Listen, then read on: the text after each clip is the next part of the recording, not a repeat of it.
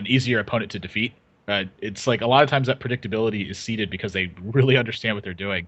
So it's like they're predictable, so you can kind of know what they're going to do, but that doesn't make them easier to beat. And it's because they're doing the right things. That's why it's predictable. Definitely. It's because they're making the right plays. But yeah, I agree with you. All right, so the first game is about to get underway. Milk said that we are ready to go. And so we're getting underway with game number 1 between ek0p and Thijs as we pull up the cams. It looks like we're going to see the Rogue here for ek0p to start and the handlock from Thijs. Yeah, it's a little surprising still that Thijs didn't ban Miracle Rogue, which is obviously what ek0p is playing here, given by his hand structure. But he leads with a deck that is thought to have an advantageous matchup versus Miracle Rogue. So this has to be his plan going into this, is he wanted his opponent to lead with Miracle Rogue because it's such a strong deck. And look at ek0p's, his keep here. He knows that Thijs is playing handlock based on the fact that he's led it against this Miracle Rogue. And Azure Drake's one of these cards that can really swing this matchup because it gives you a body and it gives you a card. And that's so important for Miracle Rogue because one of the ways they need to beat this matchup is they need to be able to get minion damage in. And if they're not able to get minion damage from these cards like Earthring Farseer and from Azure Drake, it ends up putting a big dent in their overall game plan. So a very strong keep here because if he's playing against Zoo, that is a card that is basically terrible in his hand. But he goes with his read. He trusts it. I really like that he's done this. This is already 2 very strong leveling plays that have been made by each of these players before the game's even started, basically. Yeah, and not to mention that Miracle Rogue, when you play against the handlock, a lot of times if you have the answers, right, you keep the backstab, and because you realize, oh, if he's Zoo, I'm going to be good against it. But you're spending those cards versus if you have the Azure Drake, you get the card and you get the body. So you need to keep that gas going, which will be important, especially in these upcoming turns. Now, Thijs doesn't have he does have a 4-drop. I was saying he didn't have it to open up, but he does have that ability to coin out that Drake right now. How do you like these situations? Do you feel like putting something out immediately to kind of put pressure on the Miracle Rogue is the ideal way to start for the handlock? Sort of, but something to note is that ek0p has, again, he understands this matchup really well. He's played this SI7 agent again just to start getting minion damage in. And so Thijs is now faced with 2 very different paths, which is the first one here is the Hellfire, which actually I would prefer to do. But I don't have any opposition to playing Azure Drake, other than the fact that your opponent has an SI7 agent now. So if you're facing out something like a Cold Blood, he gets an opportunity to take it out for free. Actually, if you look at ek0p's hand, he could have just Phantom Knives and Cold Blood, and he would have been able to clear an Azure Drake. So Thijs also keeping in mind that he understands his opponent has to get minion damage in here. And so he's choosing to clear instead of playing the Azure Drake. So he loses a little bit of pressure, but he prevents himself from being vulnerable to certain kinds of ranges from ek0p. Sure. And that's exactly what handlock needs to do. Just keep floating. Don't allow Miracle Rogue to ever get in a point where they can just straight up win sometimes. You get a little bit careless with their health. Sometimes on turn 7, they just throw out the Leroy Shadow Step with a Cold Blood and the game's over because you were careless. Yep. And you need to prevent those things. Yeah, this is one of those spots, too, where Azure Drake doing a lot of work in this matchup. It seems like it's like it almost feels like it's underwhelming. It's just going to die here very often. But again, he draws a card off of it. He's going to get 4 damage out of this. This gives an opportunity to actually eviscerate this Twilight Drake. So this Faceless Manipulator, a lot of times, this is a card that I used to hold in my hand forever to try to push through damage at the end. And what I realized is that this matchup for handlock is all about pressure. So like in this spot, it doesn't even he could have almost no cards in his hand, but he has these 2 4/8s down. So what he's trying to do at this point is basically play off the top of his deck and then rely on the board presence he's already been able to get by sacrificing his first couple of turns in the early game. And this is where Miracle Rogue finds itself in a really bad spot, is when you're facing down such a high amount of health from your opponent that it's just so inefficient to deal with. This pulls a lot of damage potentially away from Thijs' face as far as the long game is concerned, and Miracle's one of those decks where it only has a finite amount of damage. So ek0p's got to find a way to get rid of this board position, at the same time create pressure of his own to try to finish him off. It's going to be tough. Thijs, he also discarded a Molten Giant, so he didn't even lose anything too valuable. He has a really good options in his hand, even for a board clear right now. Doesn't have to even use the Soulfire. The Watcher with the Shadow Flame can clear the board, put damage back on the opponent. Wow. And again, put ek0p back at square one, where he hasn't really been drawing cards. He hasn't really been pushing out damage back, and he's been losing health. Yeah, and you could just see it in ek0p's face too. He's so frustrated with his opponent's open. It's been so strong at this point. ek0p even had a strong open of his own, but he's missing Gadgetzan Auctioneer. Speak of the devil. Okay. So I mean, this is a good draw right now, but he is very behind as far as his life total is concerned. He's going to be falling down to potentially 10 life in the next turn, which is a really dangerous spot to be in when your opponent's got a 4/7 minion on the board. So he's got to make this play here to clear out this Azure Drake, but man, is he going to be going low on life. It's going to be, because again, he could just die next turn on the flip side. If his opponent has a way to burst, which he does have 8 damage standing. Oh my gosh, he's got 12 with the power overwhelming too. Yeah. Wow, that Ragnaros is going to get some work done. Let me tell you what. This is not a good position for ek0p to be in right now. Wow, Defender Vargas. Oh, he's at 13 damage. Really close stuff, but I mean, again, no need to rush from Thijs. His opponent will be on not enough mana to be able to kill him unless he gets double preparation and squeeze out. Oh my gosh. And it starts. Okay. Wow, second preparation. Oh my gosh, this game could swing completely out of control now. See what he gets off his second preparation. Ascension Shieldmaster, interesting tech. But ek0p's still going to keep the chain of draws going. And, you know, he does have that Farseer also keep him going, too. He's got to cast the Conceal this turn. Yeah, he has to as well. To just keep the draws. I imagine you actually Cold Blood here as well. Just because you need to free up your mana for the coming turns, and you also still need to keep cycling through your deck. He's going to Conceal first, in case he draws a 2-mana spell. Backstab's not a bad one. It's the way to get something guaranteed if he needs to combo something the following turn. Oh my god. Blade Flurry. This is a pretty good hand that ek0p's put together, but again, he's at 10 life, and Thijs is going to have the opportunity to play El Señor del Fuego if he gets the opportunity, but does he want to taunt up one of these Azure Drakes? Oh, he already knows. I think the coin flip is good, because I think it's almost guarantees a win in that respect, so I think he's going to try to go for it. Look at this. Think about this. This is a great... Oh, I like it. Going for the throat here, Admirable. He's pointing because he knows where it wants to go. Oh! Hey, still not too bad, though. You took out an 8/4 Concealed Auctioneer. Wow, there's Sap! Oh, second Sap. That is big. And we're going to see if ek0p can do something, but this is a tough position. This is where the miracle truly needs to kick in. Yeah. I really like playing the Ascension Shieldmaster here. It protects you from a top deck Leroy, which I think is actually pretty important right now. Yeah, he just lost the power overwhelming as well. And now that he's also one out of range of the Ragnaros this turn, so Thijs doesn't even have that 33% chance to get lucky anymore. That's true. That's true. He used both Soulfire, so a lot of his burst opportunities really rely on drawing something that allows him to get through this taunt first, so that's a really smart play by ek0p. Thijs draws a Molten Giant, which usually feels kind of dead in this matchup because by the time you're able to play it, usually you're almost as good as dead, unless for some reason Miracle Rogue is super gassed out. So that's not really a good draw at all for Thijs here. Yeah, this is a pretty tough turn here too, because he really wants to get this Ragnaros developed again, because he wants to get this Defender Vargas down. But if he does that, these Twilight Drakes are going to start losing a lot of value as well, which is something he definitely doesn't want to sacrifice. And he knows his opponent's just drawn a lot of cards off that Gadget Stand Auctioneer, so his hand, even though it's only a couple of cards, his quality densities, he's got to think it's pretty high at this point. Yeah, it gets closer and closer to that Leroy, and you have to kind of keep in mind the possibility that you could just die next turn. Yeah, that's something he's thinking about too. He could just actually die this turn. Like if ek0p's got a Shadow Step with a Leroy, that's 12 damage. Plus he's got 7 more on the board, that's 19 damage. Plus 1 from the dagger, that's 20 damage. He's got just from a 2-card range that's in his hand. So you add an Eviscerate or a Shadow Step or a Cold Blood to that, and suddenly you're looking at lethal. So this is a lot of thinking work he's got to do when he comes into this turn. And as you can see, the rope's coming in. And he goes for it once again. Either target. Oh, no! Ooh, there's an opening. There's an opening. Can he make this happen? Second Shadow Step. Oh, he's missing 1 key card. This is a really tense spot for ek0p. You know, he may consider Shadow Stepping these Earthen Ring Farseers if he fears something like Hellfire.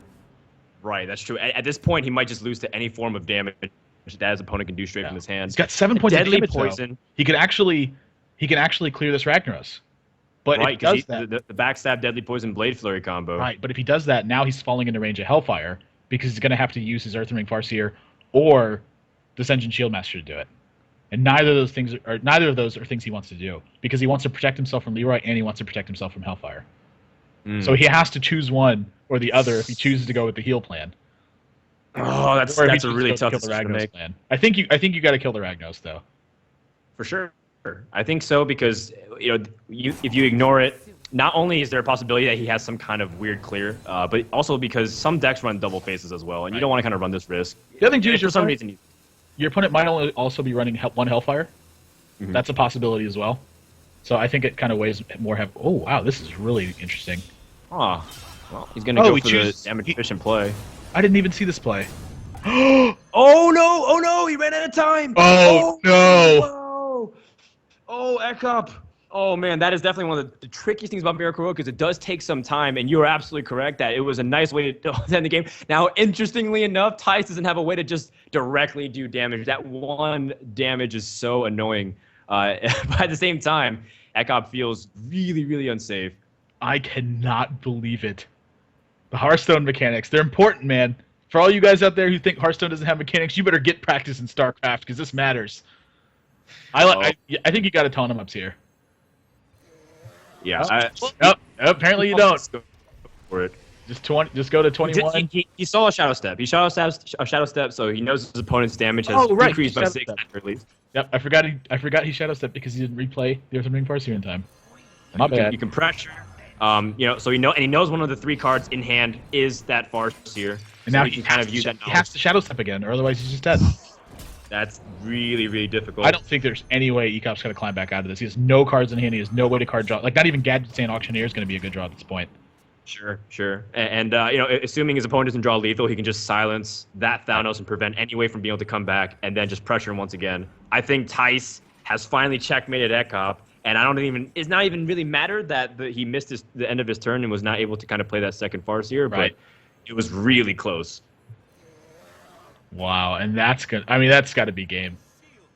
I don't see any way he's getting out of this position. What, he's going to vanish or something next turn? 13 points of minion health on the board and 18 more points of life you got to get through. ek0p, I'm sorry, buddy, but your king's in the corner, and he's done for good. Shiv, that draw is going to be irrelevant. I want to hype it up, but I can't believe at this point. Fan of Knives. He's trying to chain it together. Oop. Gadget Auctioneer. He's got the best deals anywhere. To pair it together. Not this game, and honorable Sudoku from ek0p. Game 1 over to Thijs, and man, this guy's showing why he's putting together this big string of wins in these best of 5. Best of 5, so as much as you lose once, there's still multiple opportunities to prove yourself. See if the Cloud9 player can come back from Germany. As we go into game number 2, it's going to be the Paladin. Good call here. Yeah, it's pretty easy. You know, the other thing too is ek0p's really known for his handlock play.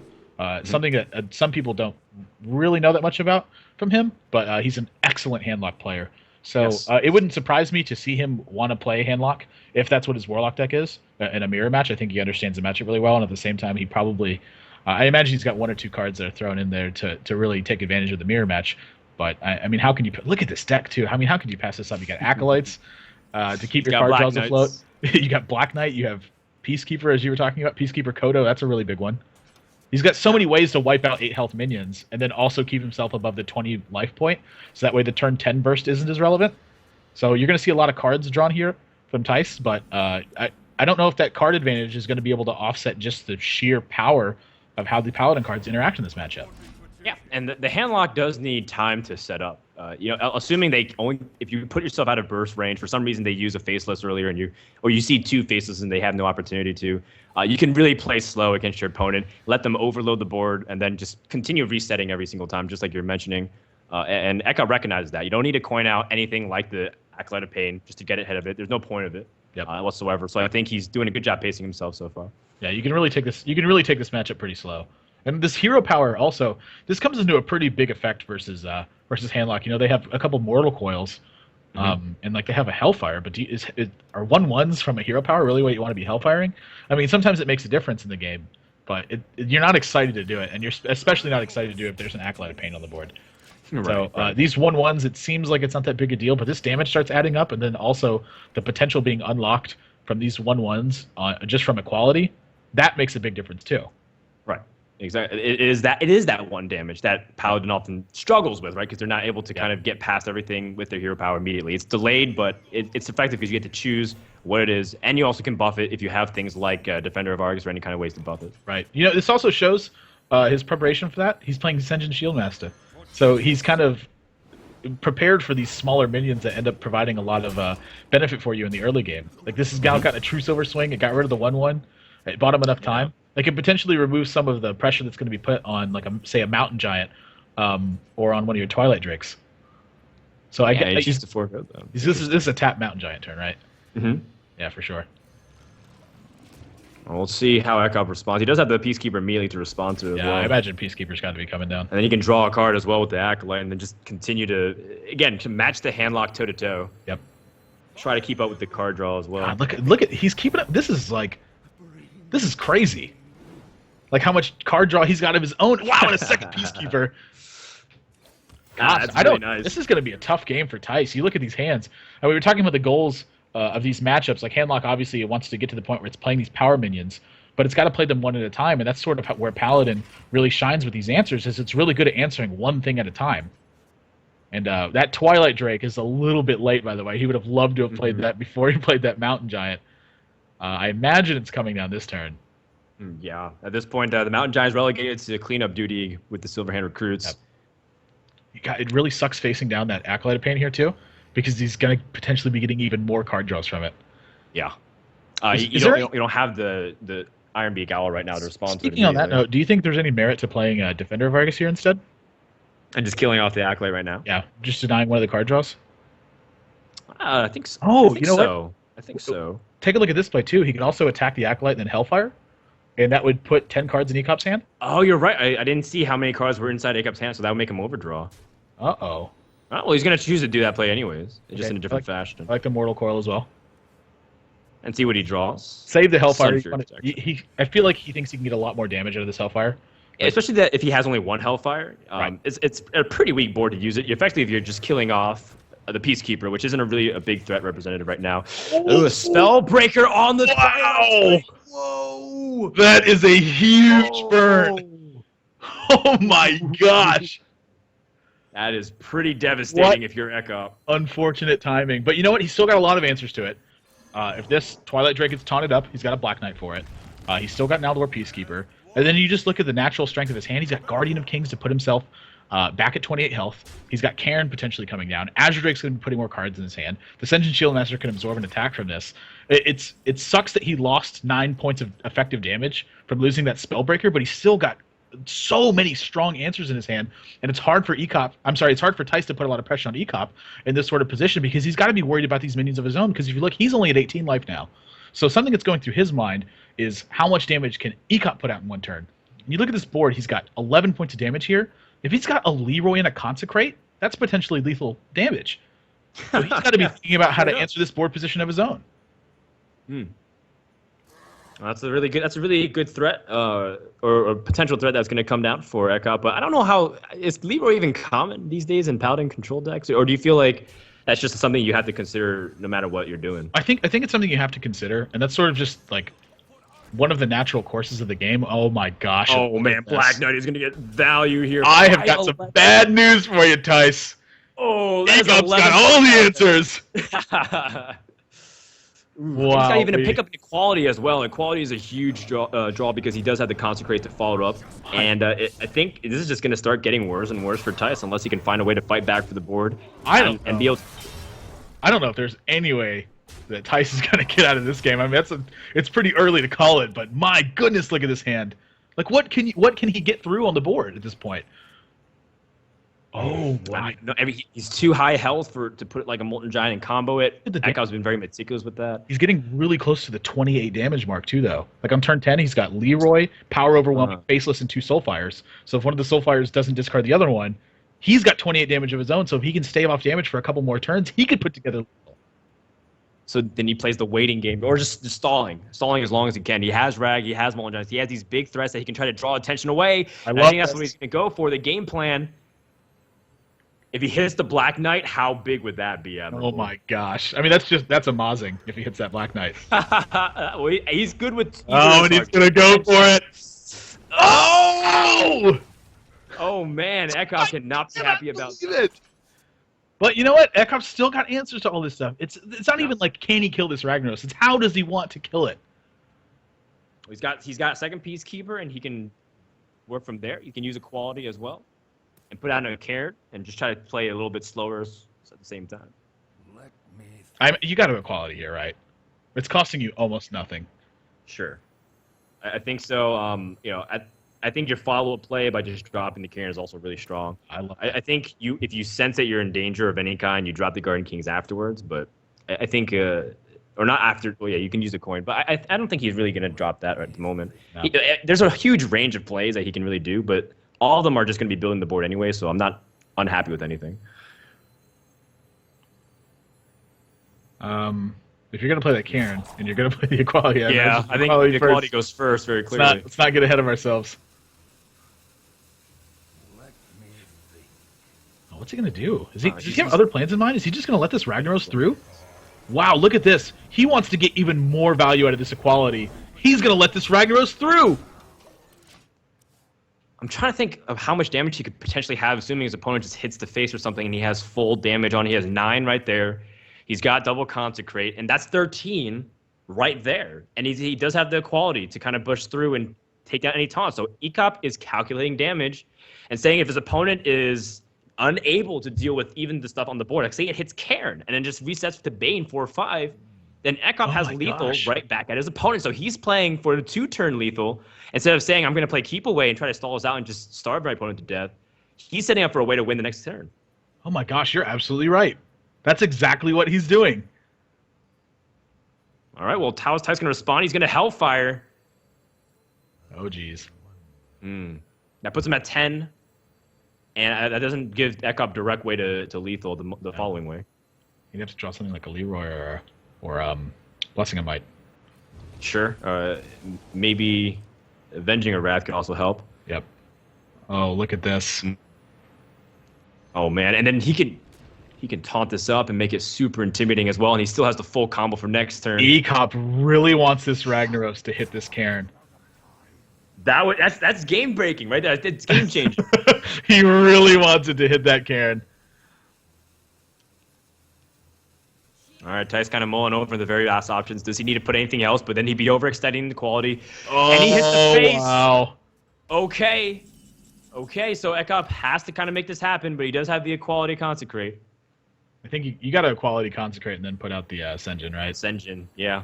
You have that coin, and you've been saving it all game. It kind of sacrificed the Spellbreaker, but for a noble cause. Yeah, but I think you got to play the Senjin here.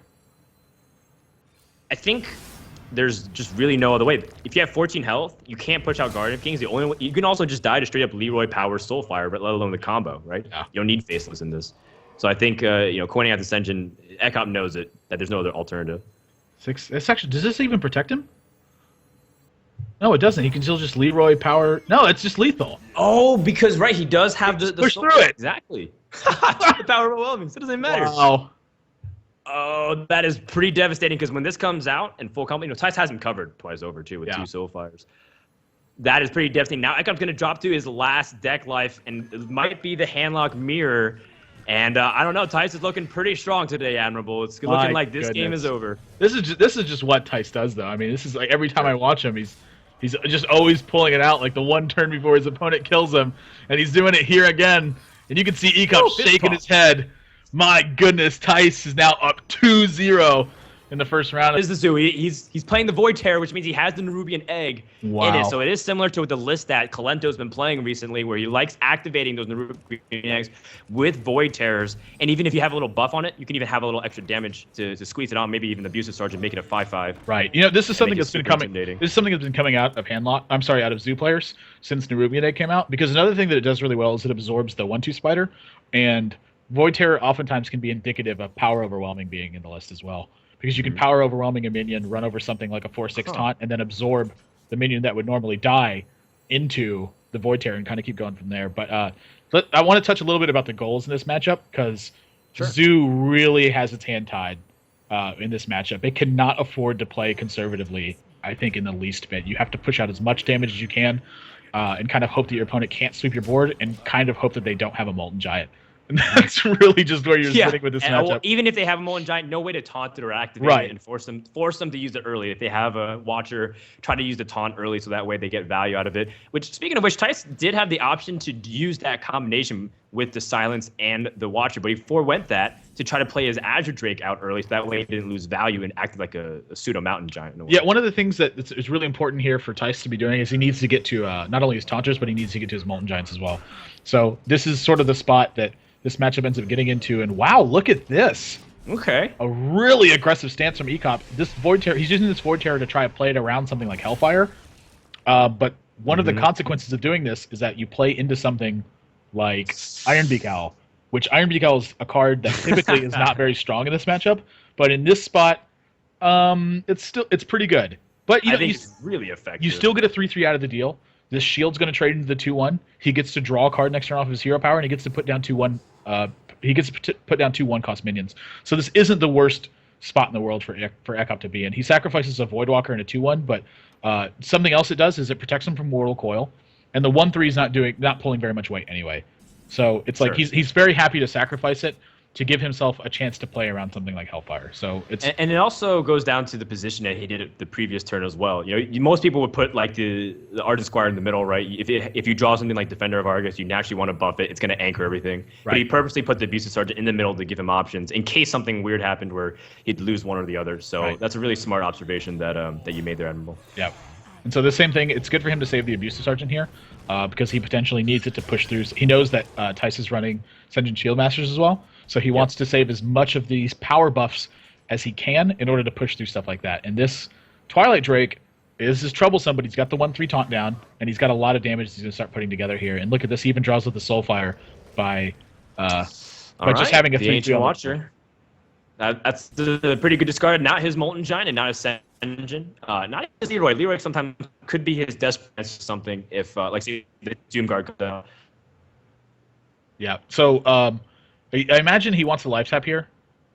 He really wants to get down this Dark Iron Dwarf, but now something he's considering is how to play around Shadow Flame. He doesn't want to get Shadow Flamed at all, but you can't always avoid that. So part of his thinking here now is how badly he wants to get this second Void Terror on the board. And since your opponent's already used a Silence, I think it's fine to be doing it because it's so much health that you're putting onto this Void Terror. And, ooh, wow, is he going to absorb the Flame Imp? That is really interesting. Okay.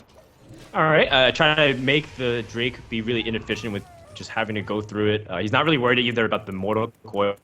He puts his opponent at 13, so he could put out a Molten Giant and a Stun Fury, which would make his life extremely difficult.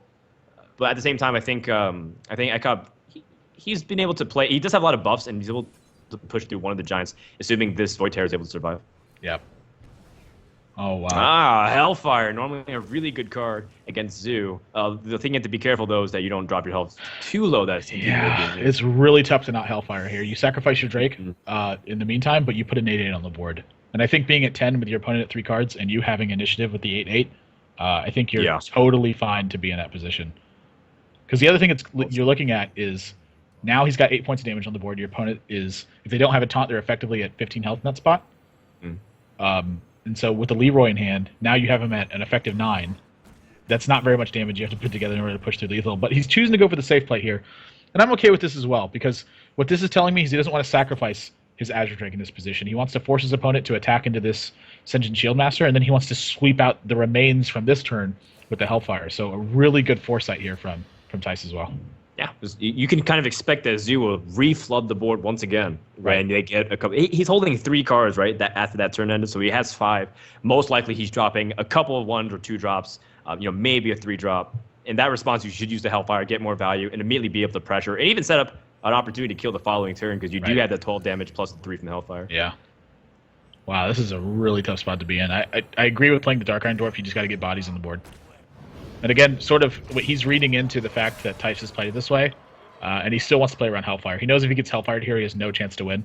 If he loses his entire board, oh my gosh, a second Molten Giant! Whoa! Holy guacamole!